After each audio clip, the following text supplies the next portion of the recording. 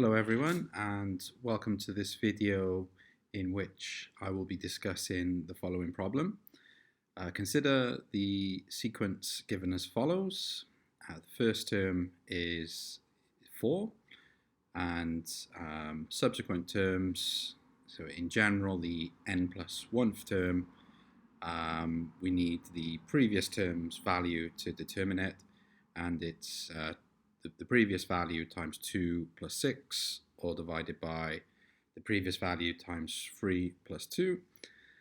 Okay, so that gives us a sequence, and we're going to do something with this sequence using a while loop in MATLAB. So the whole point of the recording of this video is how to use while loops in MATLAB. So let's take a look at the problem. This sequence converges to the limit root 2, so we're given that. We don't need to prove it. Use a while loop to determine the first value of n. So n is the nth term of the sequence, for which, and we can see this this relationship, the distance between the nth term of the sequence and root 2 is less than or equal to 10 to the minus 4. And finally, summarize all the information in a table. Okay, so that's the problem, and we're going to solve it using some MATLAB. Okay, so if you're new to MATLAB, you don't really want to be trying to write things first go. You want to play around with this until you get familiar with what MATLAB can do, have some experience with similar examples and build on them.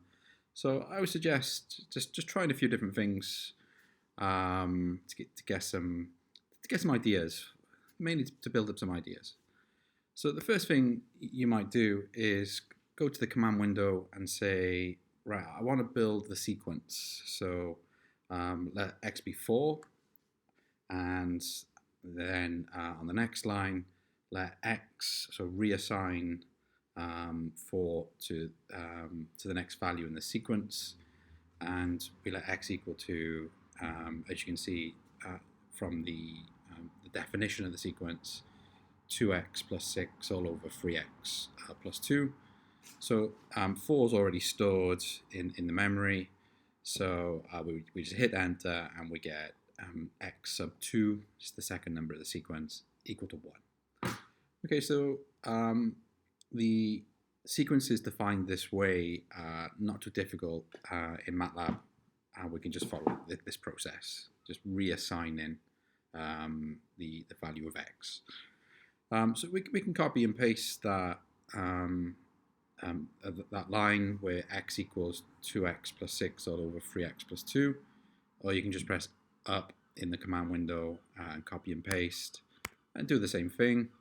So the third sequence, that will be 1.6, because x has gone from 4 to 1, so now you're putting 1 in on the right hand side, and 1.6 is popping out. And you can keep going, you press up, copy paste, hit enter, and you're just generating the sequence. Okay, so whichever term in the sequence that is 1.3529 is the value. So there's just some ideas really. I'm just experimenting. We got some numbers for the sequence.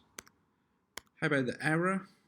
So the error is the distance between the value of the sequence and the square root of 2.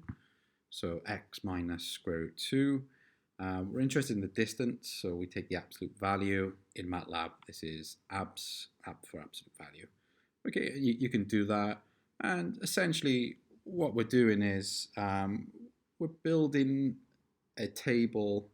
We're not doing it in a very efficient way. This is actually quite a tedious process, using the command window and just trying all these different things. It's not something we would normally do. Once we got some experience, we can jump in and start to build the while loop. But at the moment we're experimenting, and basically this is where we are. We try some values for x. We're putting it into the definition. We're getting the new values of the sequence, and we're building up. And as we go along, we're keeping track of the errors. And the whole point is we keep going until the error is smaller than 10 to the minus 4, which is 0.001. So where's the while loop?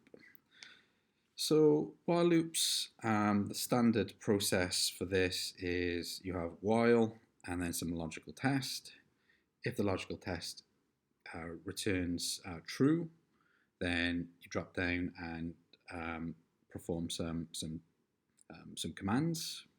Then you go back up and you perform that logical test again, and you keep doing that until the test is false, and then you exit the loop.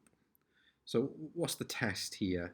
So if you're on line 1, you've got your value of x from your sequence, you've got your error, so you go to the next line.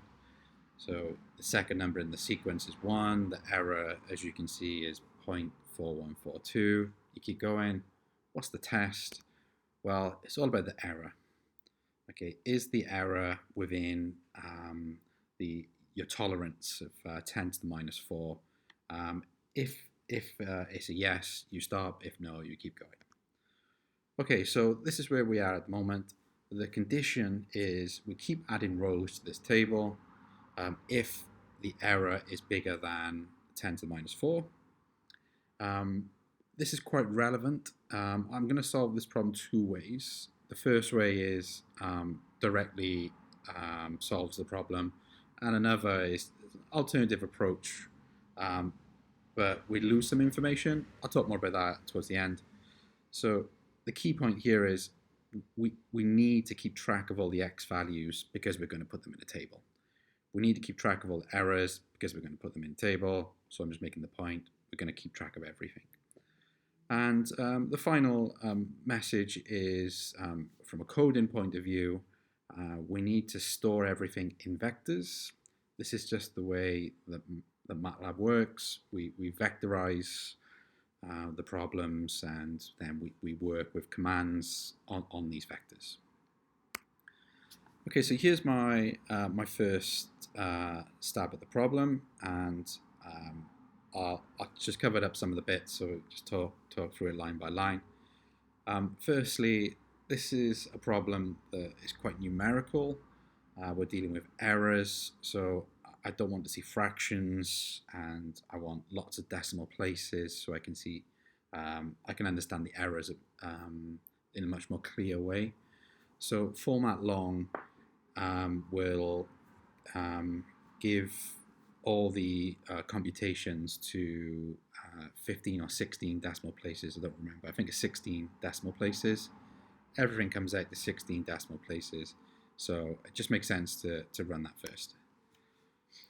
So second, the next part, I've decided that I need to put the information into vectors, and I'm going to have a vector x which stores all the values of the sequence.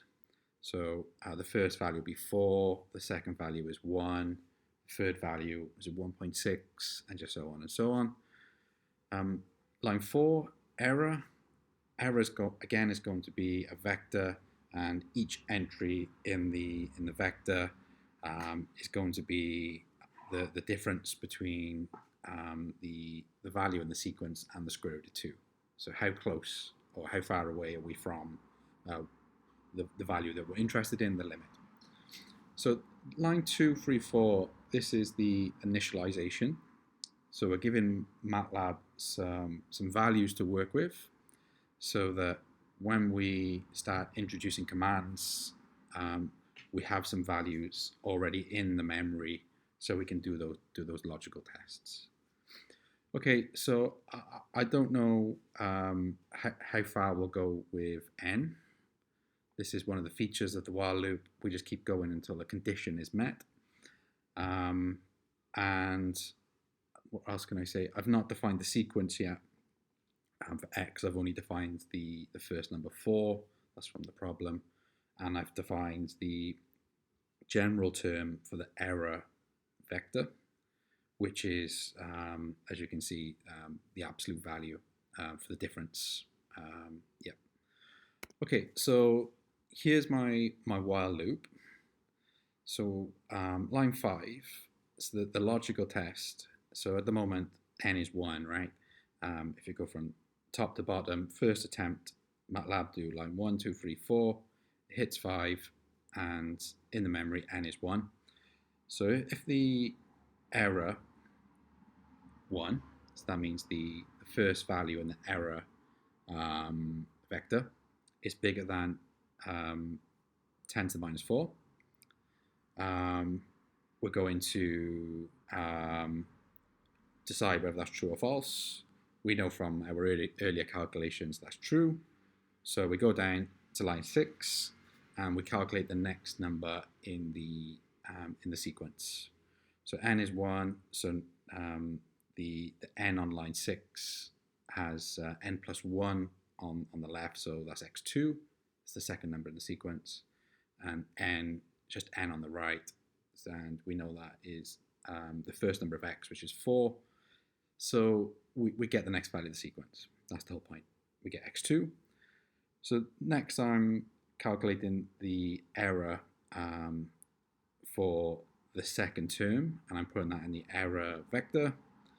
That's all defined. And because I've set up a while loop, n doesn't increment naturally like a for loop. It just goes through and starts at one value and just works through them. For while loops, that doesn't happen, so I force that. So I'm now changing n, which is 1, to n plus 1. It'll go to 2, and then jump back to line 5. We're in a loop, and rerun the test.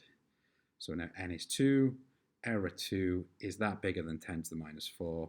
And if it is, then we keep going and reproduce the next x value, the next error, and add 1 to n, and just keep going until that condition is no longer satisfied. And we want to know what will the value of n be, what was the x value, and what was the error. So the question does ask to store everything in a nice table. So I've set this up on my final line as 3 column vectors. So the first one, just 1 to n in steps of 1. X, I'm just printing all the values of x from line 6. And error, I'm just printing all the values of the error vector in line 7. So if we run that code in the editor window, this pops out in the command window, and we can see all the information there. So where does it get interesting? It's the final row. MATLAB stopped when n got to 11. We can see the value in the middle column of x, 1.414, so on and so on. And more interestingly is the error in the bottom right hand corner is within our tolerance, which means smaller than 10 to the minus 4. So I'll just go back to the previous page. So those 10 lines of code, I mean, the first couple of lines are just initializing, the last line is just summarizing. So all the interesting bit is 5 to 9, a few lines of code, get MATLAB to do all the work, and we can get all these different values. So that pretty much solves the problem. I just wanted to say that there's another way of solving this, but it's not quite as good. So normally we wouldn't store all that information unless the question specifically asked for it. Normally, maybe a better way of saying it is, how many steps do you need to get this estimate? The difference being, I don't want to know all the values along the way, just tell me the final bit. So how can we do this without the table? So just a few changes to the code that I built. I think it's worth saying it in this video. It's a lot more easy. It's definitely much simpler if you don't store the values. So here's another way that I did it, overwriting all the information I didn't need. So let's take a look. So line 1, 2, 3 is the initialization. So now the x and the error variables are numbers, they're not vectors, and I'm just going to write over the top of them. Rather than store them, I'll just write over the top. So line 4 to 8 is the while loop. I'm saying if the error is bigger than 10 to the minus 4, do this, and when it's not, stop. So if that error is big, then we drop down to the next line or the next row of the table we discussed earlier. So that's n goes to n plus 1. We calculate the next value of the sequence. That's line 6. We calculate the error for that value of x. That's line 7. And we're in a loop. So that's going to keep going between line 4 and 7 until the condition is no longer met. And the output, of course, is going to be different to the previous code because x and error are now values. They're not vectors. So we lose everything except when we arrive at the final value of n, which we know is 11. We got the same answer here. And MATLAB will produce the x value, the error, and tell you that you would need 11 values of the sequence for a sufficient approximation to root 2. Okay, so that's all for this video. I hope you found it useful. This was an experiment with while loops using an iterative sequence which converged to a known value.